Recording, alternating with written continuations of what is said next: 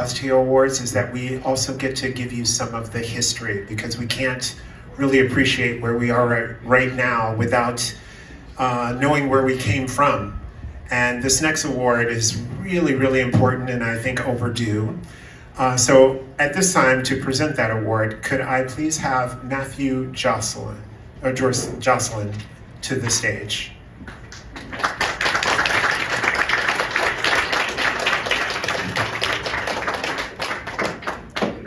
Thank you so much for being here.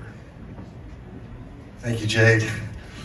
I'm here actually representing Andy Fabo, who is going to be presenting, was to be presenting the award that I'm a spokesperson for right now. Andy was the partner about 4 decades ago of my brother Tim Jocelyn, who died on the 10th of December 1986 from AIDS, so exactly 37 years ago, Sunday. And I have, first of all, a personal anecdote about when he died. My father put an advertisement into the Globe, at least a death notice into the Globe and Mail, that said, Tim Jocelyn has died of acquired immunodeficiency syndrome. He's missed by his loving partner, Andy Fabo. And we got a call the next day from the Globe and Mail saying, I'm sorry, we can't put in that he died from acquired immunodeficiency syndrome. Would you like to put in he died from a long illness? And we can't put in he's missed by his loving partner, because that would admit that he was a gay man. And my father, bless his heart, said, we're not putting in the ad.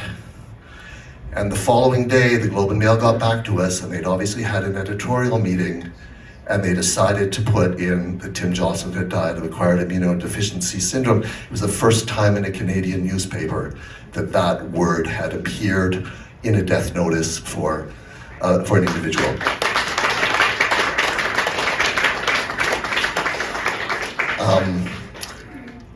Andy, who was supposed to be here tonight, wrote this text to introduce Erella, and I also have a short text from my sister, who was part of this event. So you can bear with me as I become the sort of spokesperson.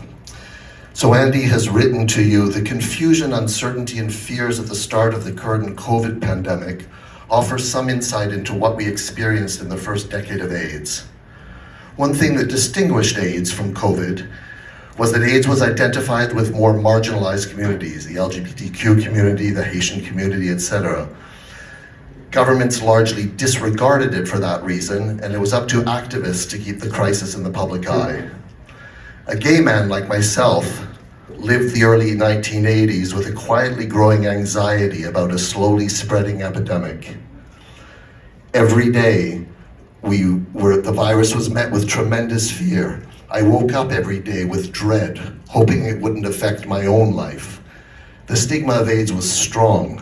Many PWAs were disowned by their families and sometimes even by their friends. In the Toronto art community, Tim Jocelyn was the first artist with a profile to become ill with HIV. He was diagnosed with AIDS in the spring of 1986. Tim was a textile artist who initially made beautifully eye-catching apparel, but his work evolved in the early 80s to include imagistic tapestries, banners, and so on. His major opus was a giant kinetic sculpture, the New Dimension Astrolabe, commissioned for the Canadian Pavilion at Expo 86 in Vancouver, which opened just before Tim was diagnosed with AIDS in June of that year. Another fact of Tim was his work as an impresario, creating his own curated fashion shows at Harbourfront, as well as the 2 projects he co-curated for Chromazone, Jaywalking at the Intersection of Art and Fashion, and Chroma Living. It was these projects that introduced him to the burgeoning Queen Street West art community and made him a beloved figure in that scene.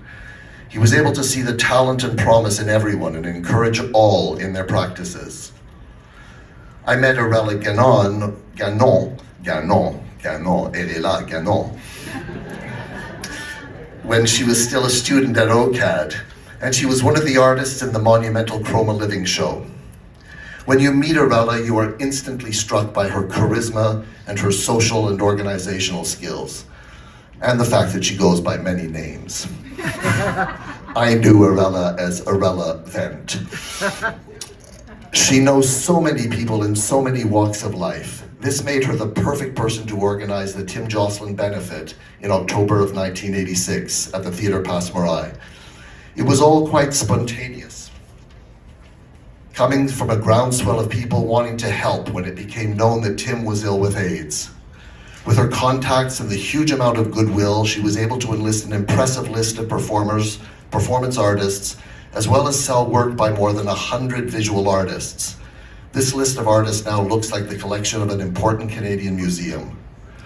What was more important than the $30,000 was the outpouring of love for Tim. It was the last public event that he attended, and he loved it. To which my sister Martha, who chaperoned Tim to that event, adds, "As I remember things, Tim's family was preoccupied in the days leading up to that night. Would Tim even be able to get there? And if he did manage to stand up, what the hell would he wear? He was half the already skinny man he'd been a few weeks earlier. But he rallied, of course, because Tim loved nothing more than a party. Erella and a team of friends were pulling off an unheard of event. His signature striped suit was draped over his body in elegant folds. He sat like a prince, chair dancing to the music and receiving the love. Most people did not see him again. It was a big, beautiful, bountiful, buzzing hurrah, and it was also Tim's last." And Andy finishes up. You can see there's been a lot of editorializing going on here. "I'm frustrated that I wasn't able to attend the event tonight because of a nasty cold. I've been HIV positive for almost 40 years, and I'm a client of the PWA Foundation. I had no idea that Erella produced the first AIDS benefit in Canada. In fact, none of us knew it was the first at that time. But I do know she's been a valuable ally for decades. She is so completely deserving of this award. She lights up my life with her commitment. She's fiery, she's smoky, she keeps those alarms buzzing. What is going on? Should we clear the building or something? Nobody like Erella to clear the room. She's fiery. I don't know what's going on. Okay, our sound tech is going to go and check and see if this is just a mishap. The last lines of this are, as we're buzzing away, "She lights up my life with her commitment, creativity, and boundless energy, and she lights up so many other lives too. She stops alarms in her way. Erella Ganon."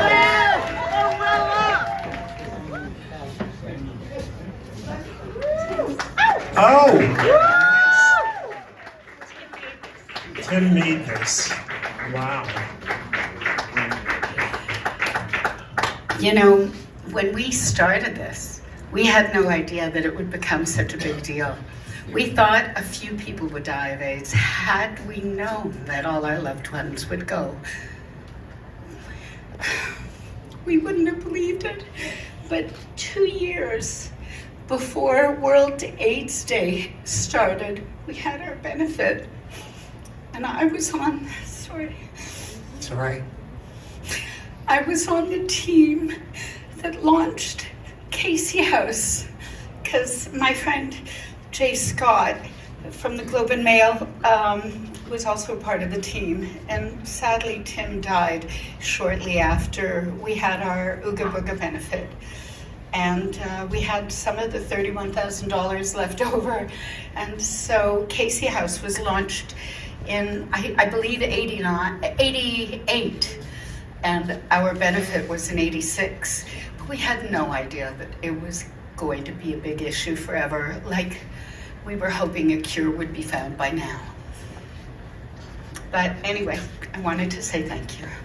Well, and we wanted to say thank you for the very first AIDS benefit in Canada, I believe. Wow. So thank you so very much. It is such an honor to meet you.